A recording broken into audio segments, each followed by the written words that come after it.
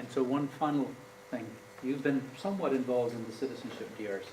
Mm-hmm. Have you been able to draw on any of those experiences or any of those case studies, those materials, or any advice to us as we enter this final phase, how we can turn that body of knowledge for teaching to be useful for teaching?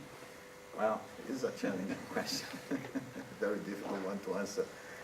Well, for me it's difficult to answer this question, first of all, because I have a very minor participation in the DRC, and more important than this, I don't have, let's say, a good understanding about the history of the DRC and its evolution over time. No?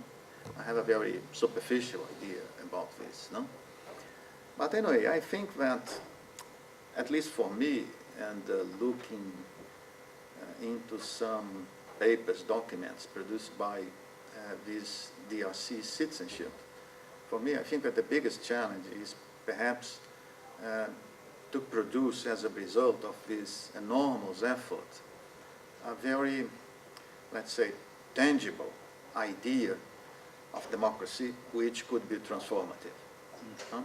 Because I think this is the challenge of our times. No? When we have a historical period where the economy is organizing in such a way that we don't have any, let's say, alternative mode of economic arrangement on one side. And on the other side, we also have a second hegemonic idea, which is how you organize the political arrangements in all societies, and this is called democracy. No? Well, it seems that Fukuyama perhaps was right. So it appears to be the end of the world, isn't it? The end of history, etc. Not the world, the end of history. But when we check all social indicators, no? Social inequalities, the level of poverty, which in many countries, in many continents, for example, is rising, etc. So it can't be the end of history, isn't it? So how to transform then, in political terms, these societies? And then I think that this would be, in my view, a big challenge posed to DRC. After so many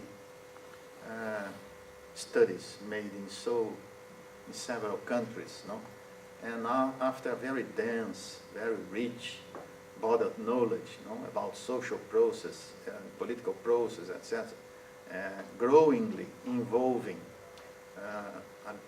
more citizens after these new participatory spaces, etc., process of political decentralization, and so on and so forth, which could be, let's say, not a model, not a recipe, not a fixed framework, but at least a general idea, no? Which could inspire us in terms of a political arrangement able to transform societies,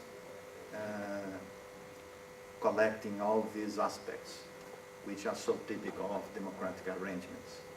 I think that would be the biggest challenge for a collective effort like this, in my view at least.